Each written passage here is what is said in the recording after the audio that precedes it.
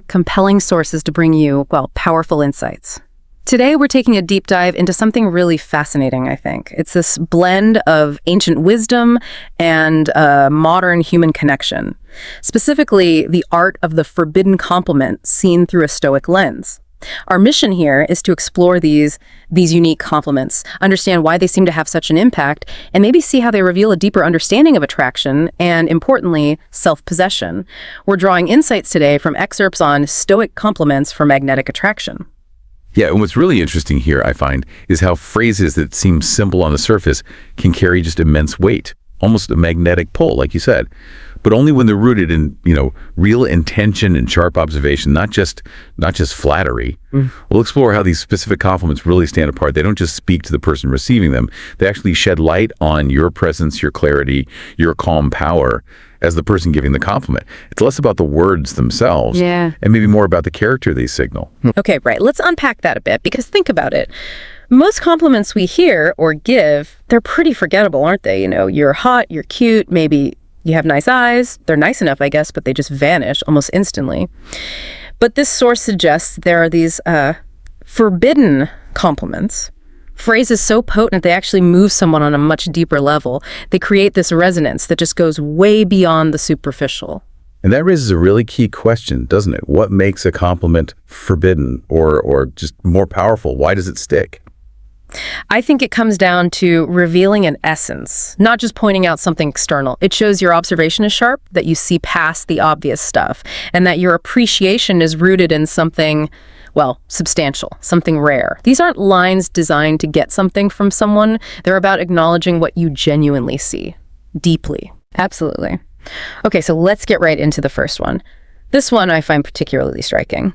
The first forbidden compliment our source highlights is, "You bring peace, not chaos." Imagine saying something like that, or maybe framing it as, being around you just feels peaceful. Right. And if we connect that to the bigger picture, Yeah. think about the environment most people navigate every day, especially women, perhaps. Yeah. It's often just noise, constant drama, maybe pressure, this flood of superficial digital attention that, well, it might be abundant, but it offers very little real value. Yeah. So in that context, offering a compliment about peace, that's like offering an oasis. It's a profound sense of psychological safety. It cuts through all that noise precisely because it speaks to a deeper energy, a fundamental quality that everyone deep down really values. It basically says, I see your calm presence, your inner balance, not just your looks or your social media profile. And that ties directly into Stoic thinking, doesn't it? It's classic Stoicism.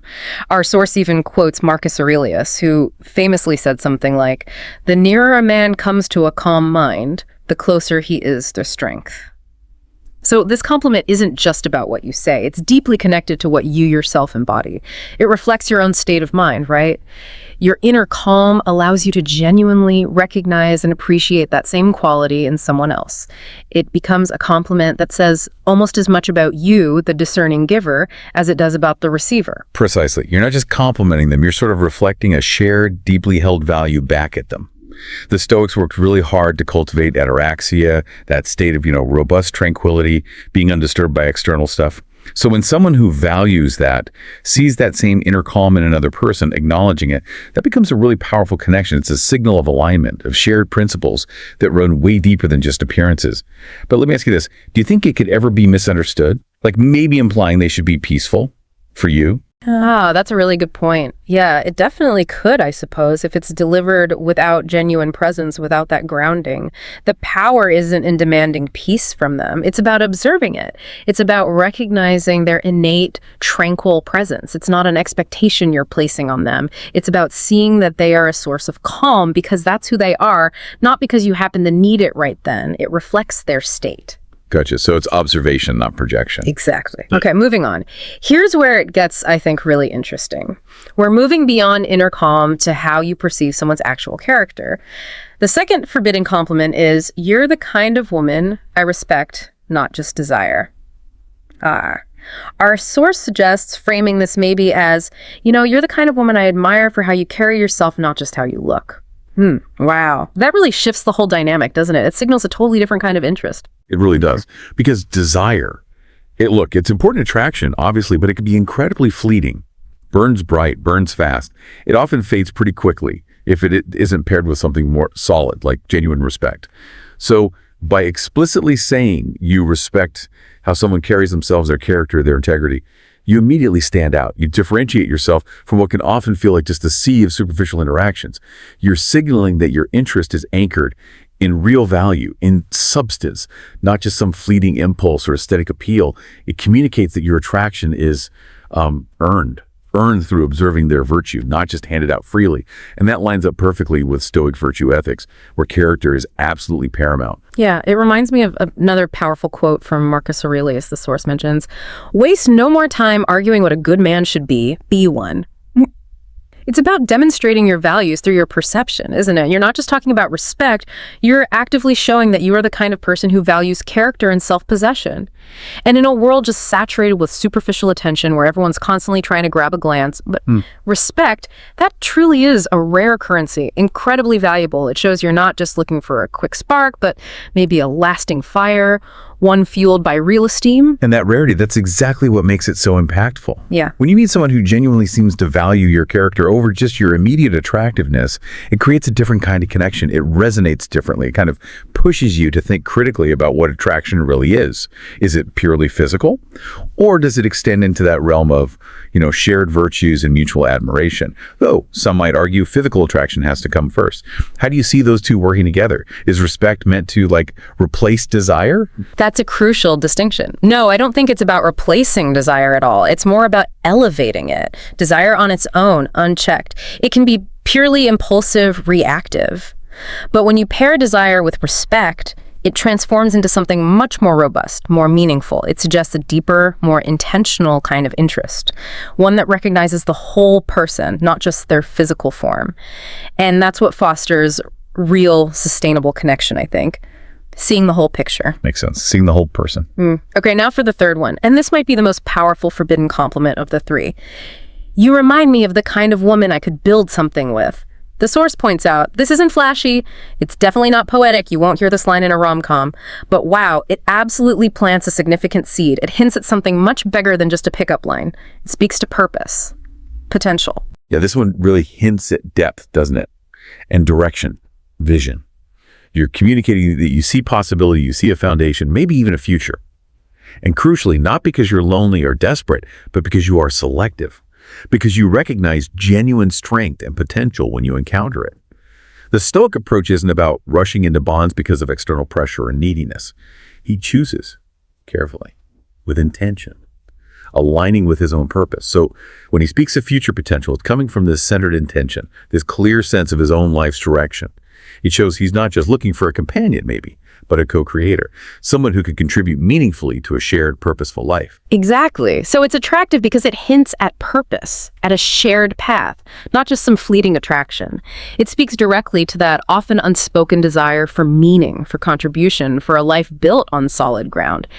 People, women included, often respond strongly to that depth, that recognition of their capacity to contribute to something real. Much more than just flattery about looks. It signals that you are a person with vision, and crucially, that you see her as a potential equal partner in building that vision. What's interesting too is it also positions the complimenter as self-possessed. You're not just looking, you're discerning. You have standards. Indeed, it's a real testament to that Stoic focus on living with purpose, building a life of virtue. Yeah. And to recognize that quality in someone else and actually articulate it. That speaks volumes about your own character and what you prioritize. It's almost like an invitation to a shared journey, not just a shared moment. But Yeah. Isn't there a risk there? Could it sound too intense or like you're committing way too early? How do you deliver that without freaking someone out? Yeah, that's a fair concern. The key, I think, is in the careful phrasing the source suggests. You remind me of the kind of woman I could build something with. See, it's not, let's build something together right now. It's an observation. It's a recognition of potential that you perceive. It's not a proposal. It's fundamentally a statement about your perception, which comes from your own self-possessed discernment. It hints at a possible future, a shared vision maybe, rather than demanding an immediate plan. It's about the quality you see, which reflects back on your own values. Okay, that makes sense. The phrasing is subtle but important. Observation, not obligation. Right. And that leads us to this crucial Stoic bonus the sources emphasize. This ties everything together and makes these compliments authentic, really impactful. You don't give these compliments to get something back. That's not the point. You give them because you genuinely see value, and you speak that truth without attachment to the outcome. This, I think, is where that concept of self-possession really comes into play. Yes.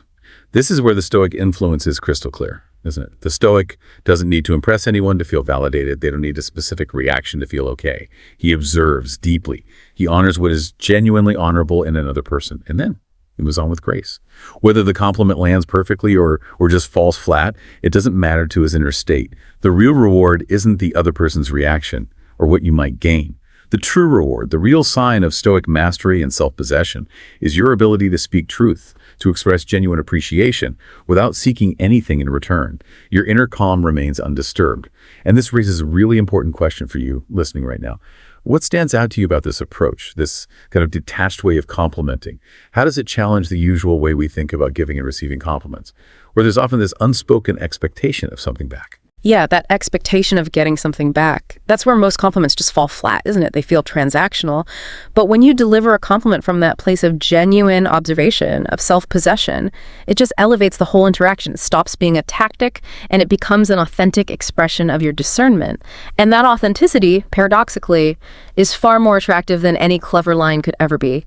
It demonstrates your integrity, your calm control, your inner virtue. Absolutely. The Stoic values internal congruence above everything else. When your words actually align with your genuine observations and your own cultivated character, they just carry a weight that superficial flattery never ever can. It's about being true to yourself and true to what you perceive as genuinely good, rather than being driven by external wants or the need for validation from others. And that fundamentally shifts the power dynamic, doesn't it? The power resides within you, in your centeredness. So what does all this mean for you, our listener, as you navigate your own connections, your interactions? Let's just quickly recap those 3 forbidden compliments our deep dive uncovered today, the ones that resonate from that place of Stoic virtue. First, you bring peace, not chaos, or some variation of observing their peaceful presence. Second, you're the kind of woman I respect, not just desire, focusing on admiration for character. And third, you remind me of the kind of woman I could build something with, hinting at potential and shared purpose. Yeah, and connecting this back to the bigger picture, remember, these aren't just clever lines to memorize and deploy. Please don't use them like that. They are meant to be reflections of your own character, your own cultivated Stoic mindset. Using them authentically demonstrates that you too are rare. A person of calm, a person of self-control, someone who embodies and recognizes virtue. Let other people try to impress with noise, with flashiness, with empty words. You impress with stillness, with substance, with genuine discernment. Because real attraction, the kind that lasts, isn't about saying more. It's about saying what truly matters, deeply, authentically, from a place of inner strength. Exactly. And a final provocative thought for you to consider as you go about your day. Your calm is consistently louder than any charm. Keep that in mind as you navigate your connections, your interactions. Until next time, stay grounded, try to speak with presence, and keep exploring the depths of ancient wisdom applied to modern life.